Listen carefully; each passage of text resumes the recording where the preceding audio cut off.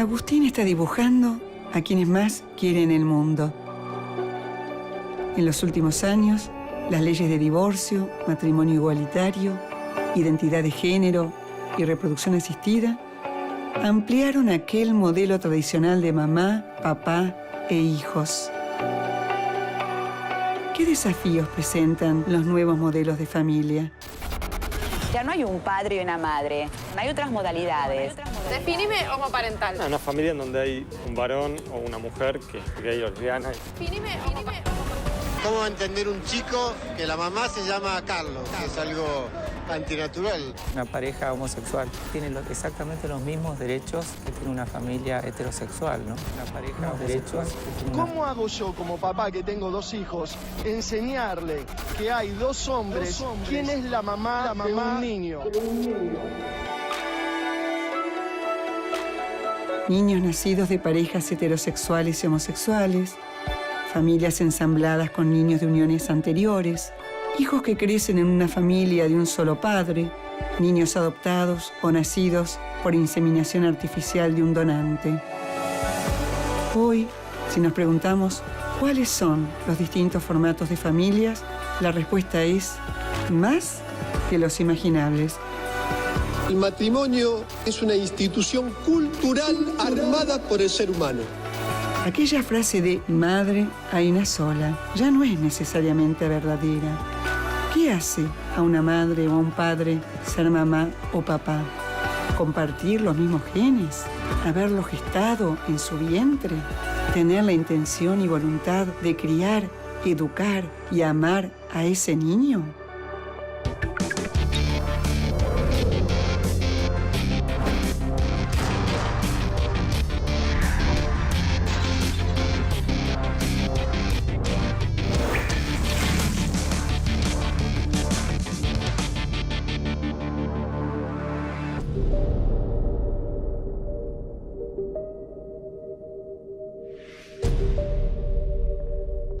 Bienvenidos, gracias por estar acá. Realmente es una presencia, la de los 4, que nos honra. Soy Dora Barrancos, soy socióloga e historiadora. Juan Carlos Volnovich, soy médico, psicoanalista de niños. Soy Úrsula Basset, soy abogada, soy profesora e investigadora. Soy Carlos Jamén Erice, soy periodista de raza y además me dedico a la antropología hace muchos años. La pregunta es, ¿a qué llamamos familia? ¿Acaso hay un modelo normal de familia? Yo creo que sí es cierto que hay distintas formas de vivir en familia. A mí me gusta mucho más usar la expresión hogar, porque el hogar me remite a algo cálido, ¿no? O sea, y a veces las familias no son funcionales y a veces no son cálidas. Y cuando hablo de hogar me remito un poco también a esto de lo que éramos un par de milloncitos de años atrás. O sea, la mujer cuidaba el hogar. O sea, yo creo que veníamos evolucionando y es una involución, ¿no? El hecho de aceptar cualquier organización social como familia también me parece que es una involución. O sea, esto nos pasa más o menos como nos pasa con la energía nuclear. Veníamos felices y de golpe nos dimos cuenta que nos estamos matando. Nunca ha habido un modelo regular y consistente para todos los grupos sociales de familia. Siempre ha habido familias en plural, esa es mi perspectiva. Tanto que la vida, las primeras vidas colectivas tienen que ver con unos repertorios de relaciones, sin duda consanguíneas, pero más que eso.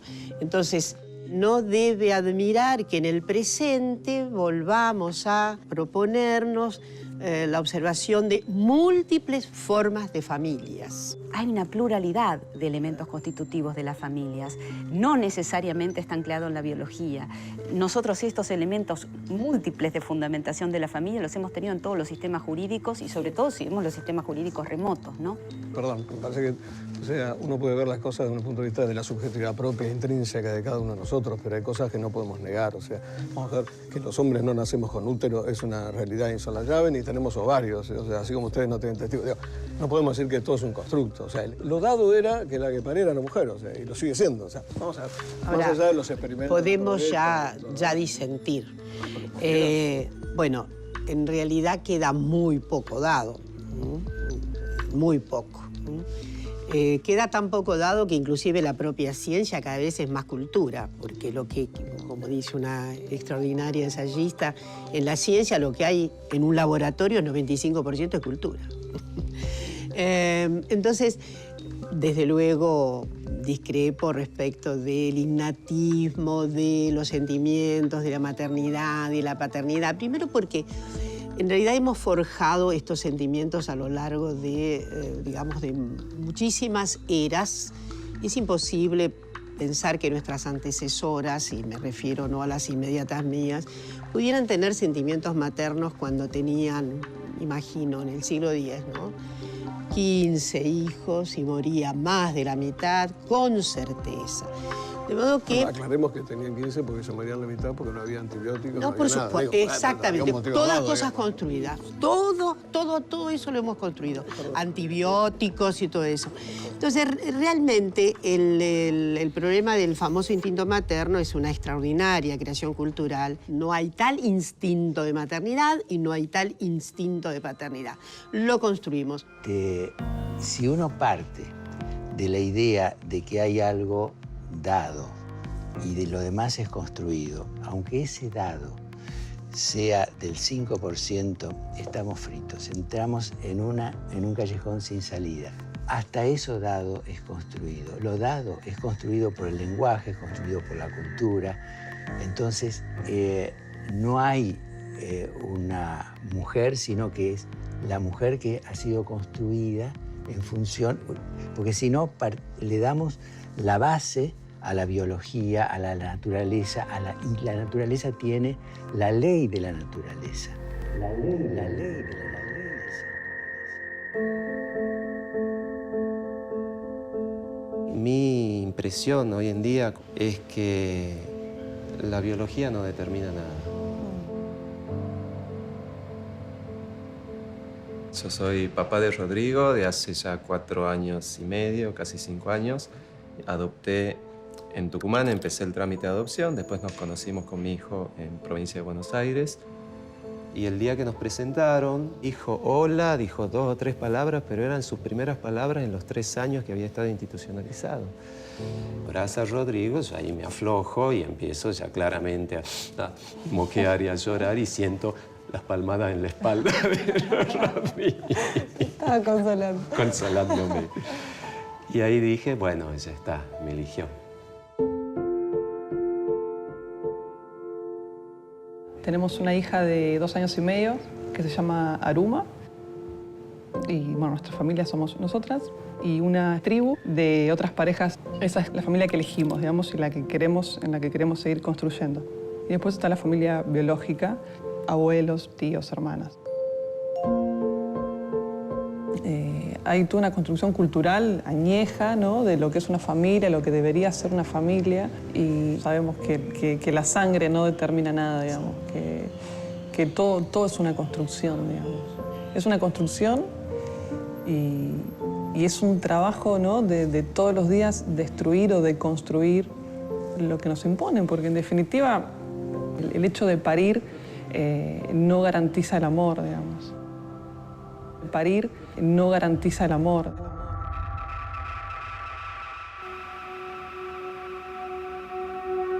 Carlos, una pregunta, porque tradicionalmente los roles sociales dentro de la familia eran relativamente estables y fijos. ¿Cómo ves vos ahora? ¿Acaso hay funciones o alternativas distintas a las tradicionales de madre y padre? Nosotros distinguimos mucho, por lo menos, o sea, lo que es el rol de la función. O sea, hoy por hoy, para la estabilidad emocional de los hogares, de cualquier hogar, o sea, no mezclar estas dos cosas es fundamental. La abuela que está en casa cuidando a los chicos es una abuela. Podrá estar haciendo todas las funciones que hacía tradicionalmente una mamá, pero es una abuela. O sea, si papá se queda en casa haciendo las cosas cuando mamá está trabajando, sigue siendo papá. Me parece que confundir el rol y la función es una cosa que hay que defenderlo mucho esto. Me permiten, yo quería poner sobre la mesa un concepto que es la noción de normal, es decir, normal como norma, como patrón impuesto por una sociedad o por una norma o por una regla de conducta que es socialmente aceptada o impuesta, y normal como repetición de casos que se dan la mayoría de las veces, ¿no es cierto? Que es lo que parece normal como estadístico, normal como regla. Lo que suele suceder es que se procura que todos esos elementos se alineen.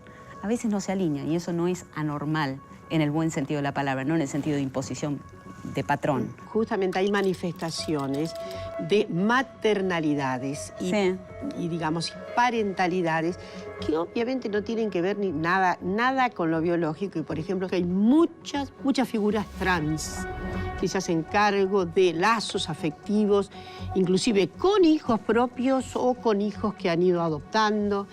Yo creo que sí, hay algo que tal vez tengamos comunidad de ideas. Afectividad no puede faltarnos. A mí me parece que el rol es indelegable. La mujer es la que pare, la mujer es la que tiene chico y digamos que es innato en ella, ese chico que acaba de parir. Por supuesto, siempre hay excepciones, o sea, siempre hay excepciones. Y el hombre es el que, bueno, hace ese rol secundario, ¿no? Porque simplemente, digamos, ha tenido, o sea, esta cosa, tradición, digamos, llamémoslo así.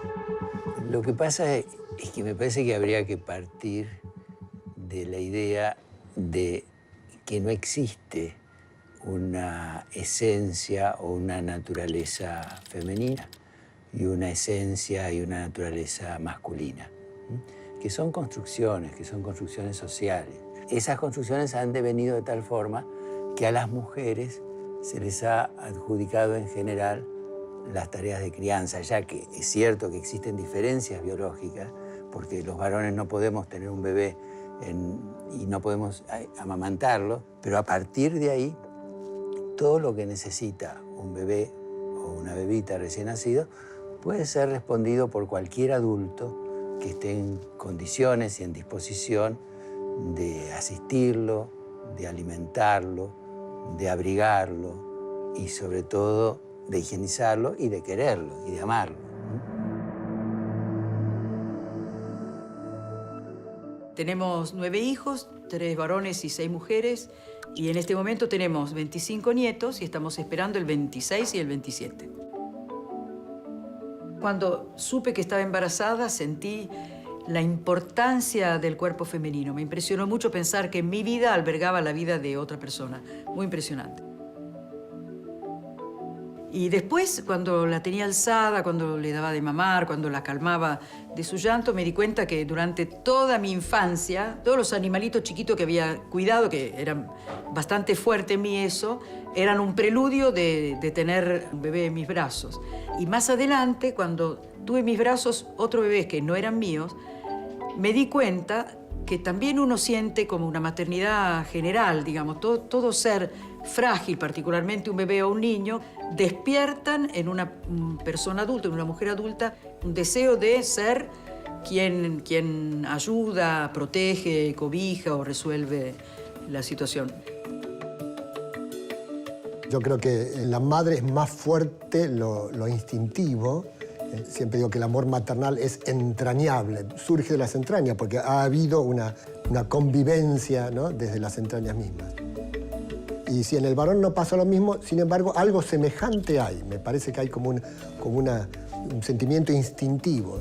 Pasa que normalmente el varón racionaliza más, pero puede, y me parece a mí también debe, ¿no?, conducirlo eso hacia una actitud de plena paternidad, ¿no es cierto?, de un amor que quiere el bien de sus chicos, que busca cómo lograrlo, cómo conseguirlo, aun cuando a veces eso signifique una cierta firmeza.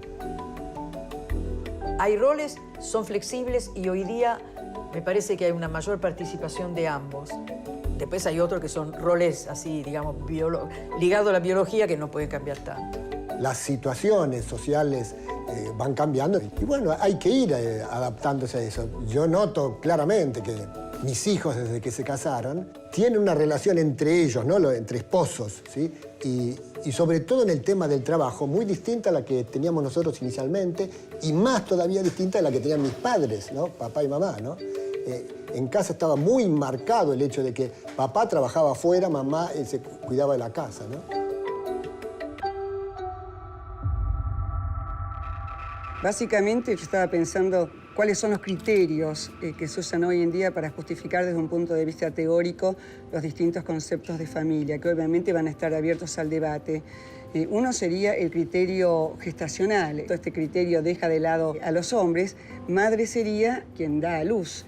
Otro sería el criterio genético, en cuyo marco los padres son efectivamente los padres biológicos, específicamente los padres que han contribuido con sus cromosomas, tanto la mujer como el hombre. Y por último, lo que se llamaría el criterio social, en cuyo caso padres son aquellos que han decidido, que tienen la intención de criar y educar al niño.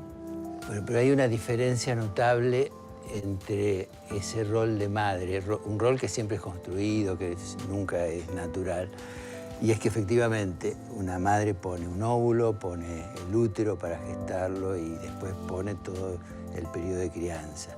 Para los varones es distinto, porque los varones ponemos, para ser padre, por lo menos una o las tres condiciones.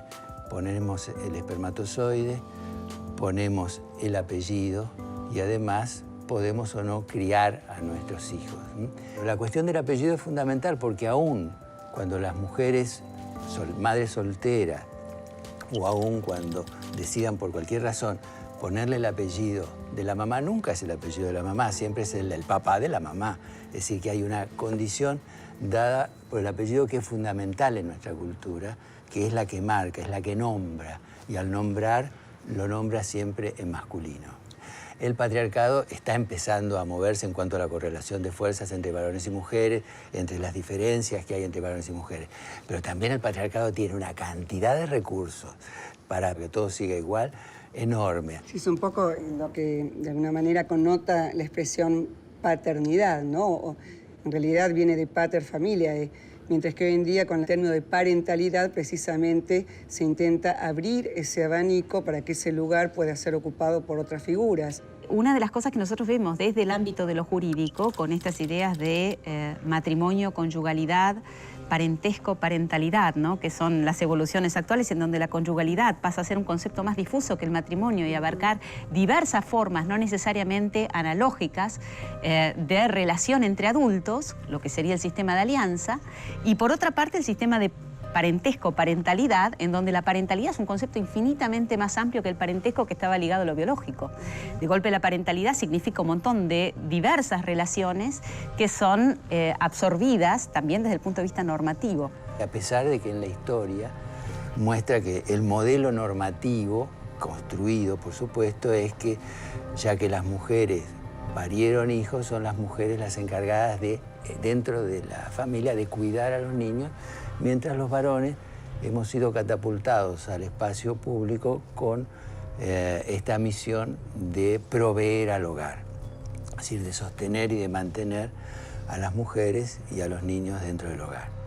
El día en que el patriarcado verdaderamente sea finiquitado como tal, tendremos un contramodelaje completo. Varones siendo tiernos, asistiendo, etcétera, etcétera, y mujeres que podamos efectivamente darnos todas las características de nuestras potencialidades, que son innúmeras, exactamente las mismas de los varones. Yo cuento siempre, soy docente también, y cuento que está Aruma, que Lau por su trabajo trabaja en casa. Muchísimas compañeras de trabajo que me dicen, ay, qué suerte que tenés a alguien que te ayude. No, es la madre, no me está ayudando. También entiendo que es producto de la mirada machista, ¿no? Más patriarcal de la sociedad. A mí me pasó en la escuela, cuando voy y lo escribo a Rodri y estábamos viendo un maestro integrador. Yo elijo un maestro, un varón. Y la psicopedagoga me llama y me dice, mirá, la verdad que está bueno que hayas elegido a Pedro, pero ¿por qué quizás no estaría mejor Susana? No, sí, la conocí a Susana, pero la verdad que me cae mejor. No, yo te decía por el tema este de la figura femenina, y yo ya empezaba acá la vena. ¿Por qué la figura femenina? Y bueno, un poco para completar la imagen dentro de la familia y tener que explicar a una psicopedagoga en la escuela que mi familia está completa, que no es que le está faltando algo, además le falta para llegar a qué. la sociedad nos viene imponiendo que cumplamos o que estemos dentro de determinadas funciones o determinados roles como si fuese muy marcado y muy estereotipado. O sea, vos sos el papá soltero y bueno, ¿y qué? Te falta una pata. Te falta al lado alguien que cumpla la función materna para la sociedad. A nosotras nos pasa lo mismo, o sea, somos dos mamás, pero ahí hay una función, un rol que la sociedad está esperando a ver quién hace de. Hay distintos formatos, es decir, están los padres añosos que deciden tener hijos cuando ya biológicamente es muy difícil. Están las mujeres o los hombres que deciden criar solos a sus hijos, sin una pareja. Y también están los homosexuales. ¿Por qué la familia homoparental tal vez es la que despierta mayores escozores? Esto es casi, yo diría que hay cosas que tienen hasta un viso de experimento social. Y a mí me preocupa mucho esto porque el problema es que están involucradas personas en ese experimento. O sea, hay personas que pueden ser. Bueno, precisamente Maurice Godelier es un antropólogo francés y él estudió 186 sociedades a lo largo de todos los continentes. Y él descubrió que en realidad por primera vez aparece la familia constituida por una pareja homosexual. Es decir, aún en la Grecia antigua, donde se aceptaba la homosexualidad, sin embargo, el hogar seguía siendo el de la madre, el padre y los hijos. Me parece que en todo caso a lo que aspiran las parejas homosexuales es a no ser discriminados, a no ser segregados, a poder tener hijos si quieren tener hijos y no por eso correr el riesgo y el peligro de ser excluidos, de ser mal vistos. No creo incluso que las parejas homoparentales tengan como estrategia política la de la reproducción. La impresión que tengo, por lo menos en esta primera etapa de visualización del fenómeno, es que tanto las parejas de lesbianas como las parejas gay lo que quieren es criar hijos que den la prueba a través de los hijos que ellos no les han hecho daño, que no ha sido nefasto para su salud mental. Y se preocupan y se ocupan tal vez más que las parejas heterosexuales y las familias convencionales. Por lo cual, te digo que en general, y la experiencia que yo tengo es que los hijas de parejas de lesbianas no han salido ni lesbianas ni gays, sino que han sido heterosexuales. Es un tanto casi discriminatorio. Poner como un argumento positivo el hecho de que un matrimonio, una pareja gay no de un gay, es casi discriminatorio. No, o sea, es como decir, qué suerte no fue gay. No, estoy diciendo que la estrategia de los movimientos de lesbianas y de no es una estrategia de tratar de reproducir la homosexualidad. Pero además, hay algo que me parece muy evidente, y es que, para mi gran sorpresa, con todo lo rupturista, todo lo heroico que tiene haber visualizado el fenómeno de las parejas lesbianas y las parejas de gay, en el seno de las relaciones se reproducen de la manera más exagerada, más caricaturizada, los mismos estereotipos tradicionales de las parejas heterosexuales.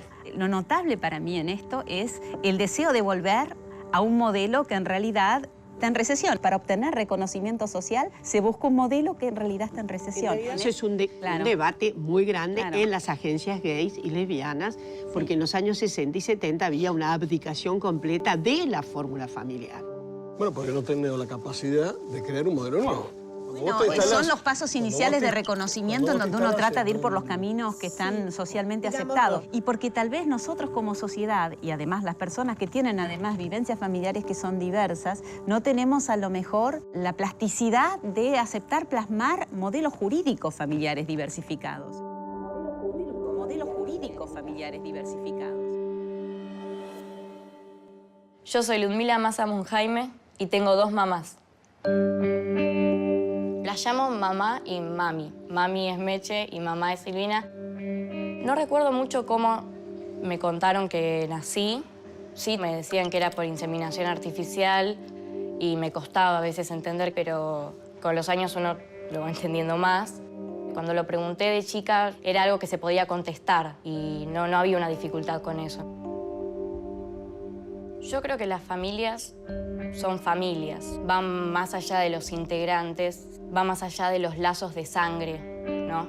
Que es mucho más profundo. Yo nunca tuve problemas con tener 2 mamás. Me enojo tal vez con que no esté instalado que una familia de 2 mamás y 2 papás es una familia también, ¿no? Hay personas que no lo quieren ver o no lo quieren aceptar, no quieren darse cuenta que hay familias diferentes. Tristeza también, que haya gente que te rechace por eso o que crea que sos diferente. Yo estoy muy orgullosa de mis mamás porque lucharon mucho para llegar acá, a donde están ahora. Para conseguir todos los derechos que ya tienen ahora, hicieron todo.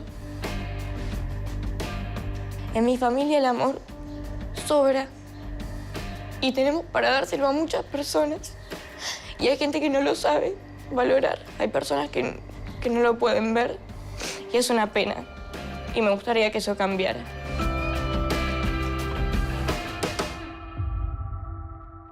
Según realmente tus conclusiones de la clínica, los chicos no necesariamente crecen homosexuales.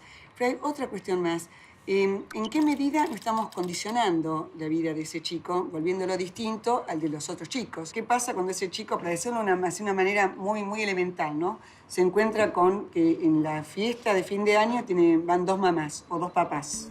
Lo que tiene de interesante esta situación es que algunas normas hegemónicas, algunos estereotipos están empezando a cambiar. Entonces, yo podría decirte que en la medida en que esto tienda a hacerse algo como, bueno, más habitual, no tiene por qué significar que los pibes o pibas criados en parejas de lesbianas o con parejas gay tengan que sufrir discriminación o pasar vergüenza cuando se hace público la situación de los padres, ¿no?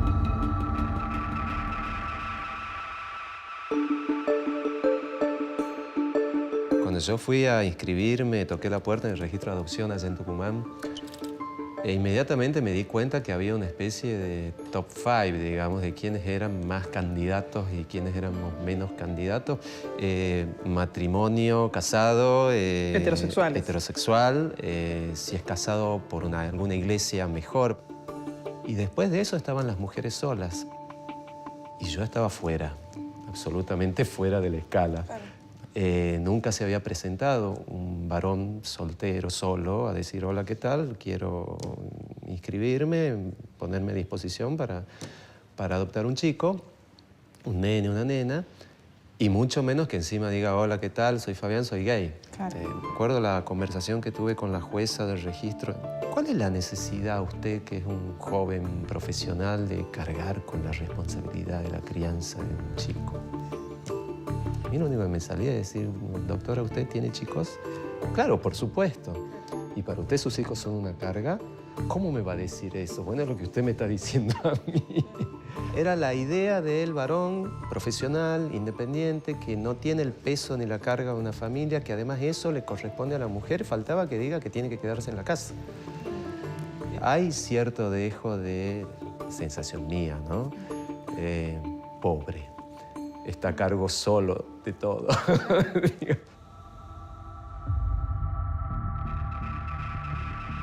La pregunta es, ¿por qué una persona decide tener un hijo sin intervención de otra persona? Es decir, por lo menos de criar un hijo sin intervención de un tercero. Me da la sensación de que a los hijos no se los tiene con esta visión de decir, bueno, quiero a alguien donde... Si no, lo tiene como una cosa, una posesión. Por eso están dispuestos a caer en la tecnomedicina, o sea, hacer cualquier cosa. Las mujeres a veces pasan por procesos salvajes. Y muchas mujeres, para obtener ese bien, que es una... perdón, lo voy a decir un poco fuerte, pero que termina siendo casi una cosa. Es muy difícil saberlo, porque evidentemente es ingresar a la subjetividad de cada una de esas personas que decide. Es bastante más común, obviamente, dentro de las mujeres, el deseo, bueno, de la maternidad, en fin, creo, por un instituto de gran presión que hay social, porque una sociedad patriarcal, la respuesta que quiere es efectivamente que las mujeres sean reproductoras. ese deseo además se inspira más fuertemente en cuanto que se consiguen hoy alianzas tremendas con la tecnomedicina que promete, en fin, estas epopeyas extraordinarias, ¿no? Una mujer de 55 años puede tener un hijo, o hemos tenido un caso en Italia, creo que de 65. Sí, 70 también. Y más también. 70 también. Bueno, se trata de un sobreabastecimiento narcisístico, porque una persona de 80 años que quiera tener un hijo es un exceso narcisístico. Un exceso narcisístico. ¿Cómo va a incidir precisamente el hecho de saber que ese niño tuvo una transacción comercial, concretamente la compra de gametos, esto es, de óvulos o de espermatozoides, de semen, para poder traer ese chico al mundo? mundo? Diana, perdón, hay algo que a mí me saca totalmente, que tenemos un consumismo tan enfermizo que nos consumimos entre nosotros. Y los chicos han pasado a ser parte, hasta en las parejas heterosexuales también. O sea quiero tener un hijo, tengo derecho a tener un hijo. El chico tiene derecho a vivir, pero bueno, sea homosexual o heterosexual. Los hijos son una persona. O sea, no es una cosa que tengo a discreción o que contrato un vientre en la India para que lo tenga. Pero este no es un problema nuevo. En el año 1978, con el nacimiento de Louise Brown, la primera criatura que nació de probeta, se hizo muy claro que podía haber procreación en un tiempo que no era el del sexo y en un cuerpo que no era el cuerpo de la mujer. Y entonces, a partir de ahí, apareció todo el interrogante de cuando los chicos preguntan sobre el origen, ¿qué decirles? Y cuando, por ejemplo, se dan situaciones como estas donde no existe un deseo sexual que engendra y que procrea, o cuando no existe ni siquiera un cuerpo de mujer sobre el cual se hizo esa procreación.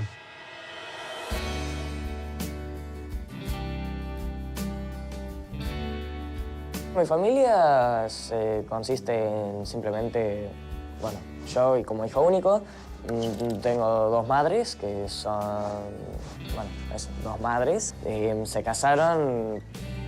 Yo a veces a mis madres las llamo por el nombre y otras veces le digo mamá y ya está. Cuando digo mamá, bueno, es la primera que lo escucha y ya está.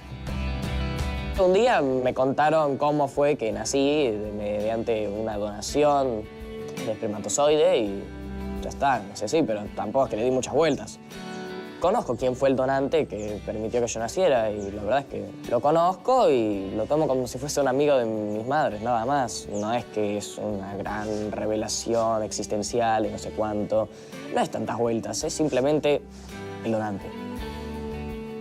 La ausencia de la figura paterna no es tan grave como algunas personas podrían creer. Es simplemente eso, nada más. A uno lo crían y ya está, no importa quién lo críen. Y mientras lo críen y la persona se sienta conforme y tenga un lugar donde pueda ir y pueda preguntar cualquier duda que tenga, donde pueda ser criado, donde sea querido, no importa quién lo quiera, mientras lo quieran, está todo bien. En síntesis es la familia, si te quiere, es familia. Ya está. No importa quiénes sean, siempre va a haber alguien que te quiere y si hay alguien que te quiera, es tu familia.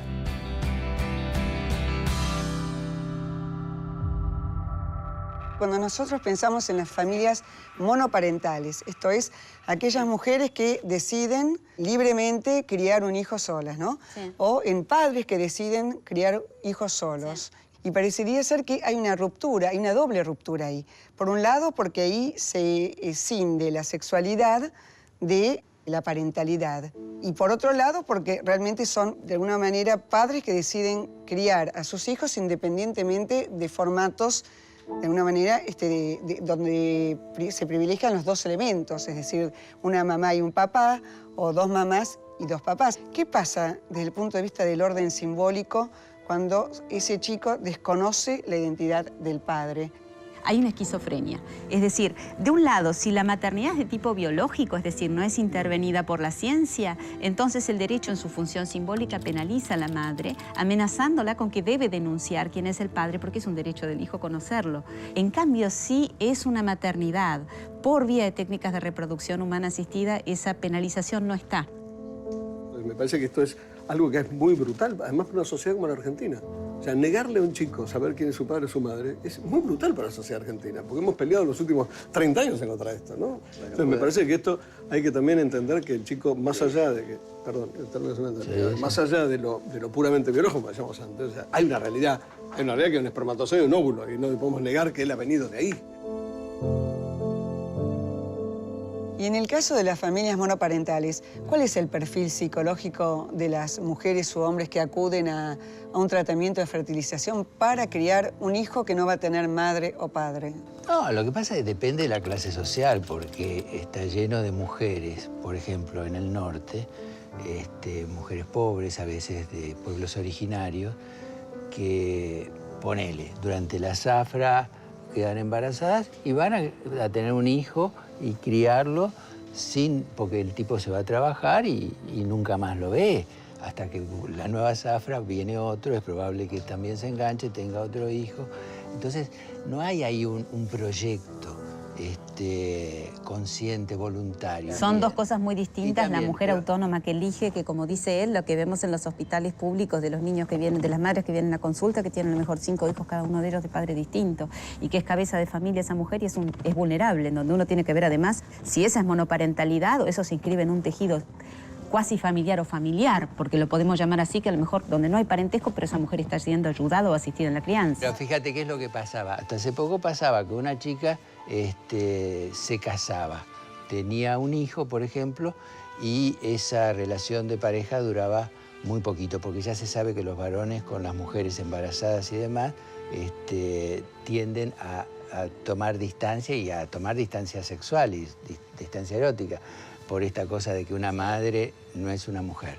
Entonces, las separaciones a corto tiempo de nacido la criatura hacía que estas mujeres se quedaban rápidamente teniendo que hacerse cargo de la crianza de la criatura y dependiendo de este varón que no hace nada, que se fue de la casa, pero que si querían viajar al exterior tenían que, con la criatura, tenían que, por ejemplo, pedirle el consentimiento al padre de la criatura, que generalmente extorsionaba no dándolo. Entonces, ¿qué hacen? Son chicas que decían, mira, mucho mejor, ya que sirve para nada estorba, claro. Los varones van a durar poco. Tengo yo un bebé, le pongo mi apellido, lo puedo sacar al exterior y viajar con él cuando quiero y no tengo que estar dependiendo de esta figura que autorice o no. Cuando uno dice que el problema del chico es sacarlo afuera, ¿no? El problema del chico es educarlo, formarlo, hacer una buena persona. Si la preocupación que tiene alguien es que sea una vinculación monoparental para poder llevarlo al exterior, o sea, lo que muestra eso es el reduccionismo al que hemos llevado a la persona. Eso es una relación de personas. Lo que nos estamos olvidando es eso, ¿no? Que todo es interrelacional. O sea, nosotros, si vos decías muy bien, Dora, decías, o sea, necesitamos, por supuesto, no somos un piojo, porque lo que necesitamos es al otro para ser. Al otro para ser. Yo desde que era muy chiquita quería ser mamá. De hecho, tenía 23 muñecas y no sé cuántos muñequitos y todas las noches los ponía a dormir, le ponía la frazadita y le sacaba las patitas, patas o brazos afuera. Se ve que era muy fuerte. Estaba segura que me iba a casar con un hombre muy parecido a mí. Me imaginaba a todos los chiquitos que nos seguían con alguien, un par. Tenía muy claro que mi marido iba a ser alguien, qué sé yo, semejante. Una ayuda semejante, como diría la Biblia. Yo creo que lo que hace más feliz al ser humano, ¿no? Es un amor sincero, profundo y total, ¿sí? Entonces, cuando uno logra, ¿sí? Amar a otra persona de una manera total quiere decir entonces exclusiva y fiel, ¿no? Y permanente, y crea el mejor ambiente, no solo para educar a los hijos si los tienen, ¿no? Sino también para el perfeccionamiento de los dos, para ayudarse mutuamente en el crecimiento, para un proyecto de vida en el cual los dos, ¿no? Se ayuden, a cada una, porque amar es eso también, ¿no? Amar es ayudar al otro a que logre su mejor versión, por decir así, ¿no? Sí, se lo toma muy en serio esto. Me preocupa la fragilidad de los sentimientos. Me da la impresión de que la gente joven vive el amor como algo que sucede y no como algo que, además de haber sucedido, estoy pensando en el enamoramiento, sigue con una cierta dosis de decisión personal. Entonces yo me enamoro, perfecto, el mundo color de rosa, él es mi felicidad, sin él voy a ser infeliz. Todo esto es verdad y es muy bueno. Sin embargo, después de eso, También hay una parte en donde creo en esta persona, por más que en este momento no estemos eufóricos, sin embargo, esta relación va a funcionar porque yo decido amar, decido ser para él, o él para mí, un aliado, el aliado fundamental. Entonces, eso se ha perdido y cuando yo hablo con jóvenes no me creen tanto, pero les encanta saber que Héctor y yo nos queremos todavía. Lo ideal para ser humano es, para todo ser humano, ¿no? Es saber que ha nacido del amor de dos personas, ¿no? Eso es, me parece tan sabia la naturaleza en eso, ¿no? Que el mismo acto por el cual uno da a luz a un hijo sea expresión de un amor entre dos personas, de una entrega entre dos personas. Eso me parece algo maravilloso, ¿no sé? Como para subrayarlo mucho. La coparentalidad entendida como dos amigos que deciden que quieren tener un chico, pero que no quieren depender de un tercero, por lo menos en su vida sexual o en su vida personal. Entonces deciden tener un chico y criarlos. Compremos un auto a medias. Bueno, a ver, Carlos dice compremos un auto a medias. ¿Es simplemente eso? Si ambas personas le dan afecto común, de comunidad humana, no de uno y otro, sino con ese sujeto niño, la verdad es que yo no me alarmo, porque eso no me parece alarmante. Bueno, son dos personas que se ponen de acuerdo. Al final, ¿qué es el dato? El dato es que vivan en un lugar de comunidad. Puede no. Tenemos muchísimas experiencias, inclusive de conyugalidad cama afuera hoy día. Sí, bueno. De modo que estamos habilitando, insisto en el principio de que los sujetos necesitan afecto y necesitan autenticidad. La pregunta era cómo definir familia, cómo definimos matrimonio. Y si nosotros queremos definir matrimonio, ya no tenemos la diversidad sexual. No tenemos tampoco los deberes matrimoniales como un constitutivo socialmente validado del matrimonio. Y bueno, entonces puede ser una relación abierta. ¿Y dónde está el límite? La poligamia. Es difícil definir eso. Cuando no tenemos la célula base definida y también tenemos la ruptura entre el sistema de alianza, es decir, padre y madre, y los hijos, ¿por qué no pensar que dos personas que son totalmente diferenciadas entre sí podían dedicarse a criar un hijo? Ahora yo me pregunto, todos esos modelos de familia que nosotros fuimos enunciando en la mesa, y lo pregunto abiertamente, ¿tienen que encajar en el mismo molde? ¿O podemos empezar a pensar moldes distintos para constelaciones de relaciones que son distintas y que no necesariamente tenemos que meter en el mismo corset, por decirlo de alguna manera?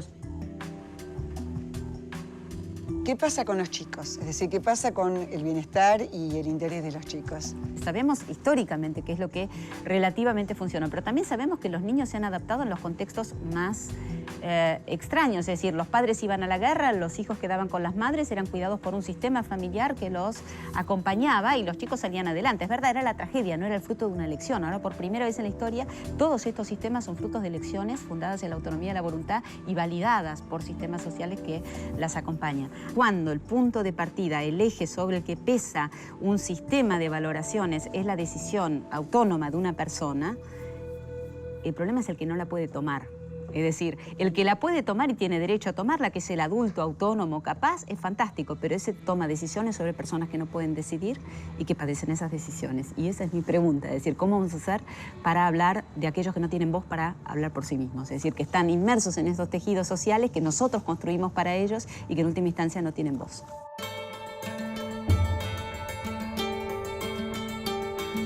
Dejamos de lado la biología.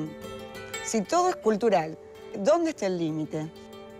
Sintetizar todo esto en una frase bíblica. No es cierto que no hay nada nuevo bajo el sol. Yo creo que efectivamente no puede faltar afectividad y autenticidad. Esas son las dos, yo diría, valores fundamentales para la condición humana digna. Autenticidad y mucha afectividad. ¿Quién provee la afectividad? La verdad no es eso lo importante. Si nosotros seguimos queriendo hacer entrar a la diversidad de expresiones de la familia en el mismo, digamos, patrón estereotipado, probablemente no podamos sacar provecho de la riqueza de la diversidad. Me parece mucho más interesante ver la diversidad y la convivencia de diversas estructuras, diversas constelaciones, como dicen los alemanes, configuraciones de familia, como podríamos decir nosotros, que nos permiten explorar nuevas riquezas afectivas. Hoy en día, las nuevas tecnologías, en realidad, pueden llevar incluso a nuevos formatos de familia insospechados. Todo lo que se puede hacer, se debe hacer, ¿dónde ponemos el límite? Creo que somos parte del sistema ecológico, estoy convencido de esto, lo somos. Me parece que estamos defendiendo más a los delfines que a nosotros mismos. Hemos intentado y la naturaleza se defiende. O sea, lo que somos se defiende y lo que somos pretende mantenernos en lo que tenemos que hacer. Y me parece que este es el punto donde... ¿Cuál es el límite? El límite es no dejar de ser lo que somos. Este es el límite. Yo creo que la naturaleza no se defiende porque la naturaleza no sabe que se llama naturaleza. Comencemos por ahí. De modo que a partir de ahí todo es extraordinariamente creado. Tenemos la posibilidad también de transformar estos patrones éticos. Bueno, muchas gracias.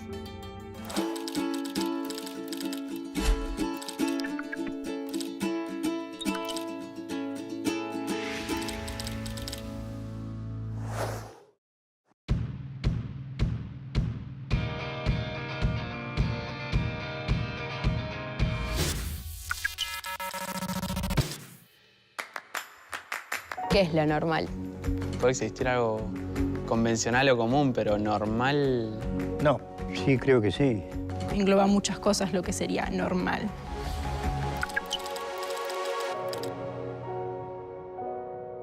No creo que exista un tipo ideal de familia. La que tengo. Con una mujer al lado y los chicos. Mamá, papá, mamá, papá, papá. La que tiene cariño para mí. Y donde haya amor y respeto.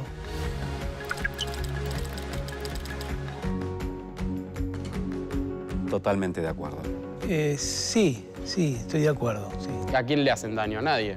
No lo avalo, personalmente, como matrimonio. Por supuesto. Me parece que vamos hacia una sociedad de iguales. De a poco, pero creo que vamos avanzando.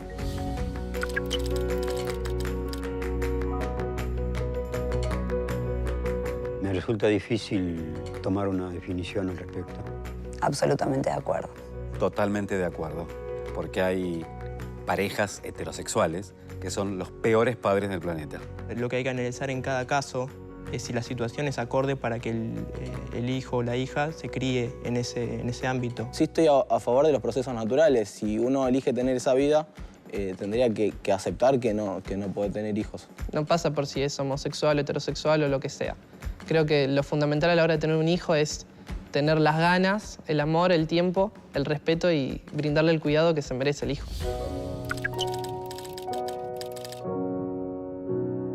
Exactamente igual que si mis padres fueran una pareja heterosexual. Actualmente sí. Antes era más difícil el tema. Yo creo que costaría por los tabúes que hay en nuestra sociedad. Sí, no sé, por ahí de adolescente, cómo lo hubiese vivido. Lo diría sí, pero sí noto que hay mucha gente que a lo mejor no. Dependerá mucho también de la educación que me den. Y sí, me gustaría poder contarlo abiertamente. Sería hermoso. No en todos lados, porque no termina de estar aceptado.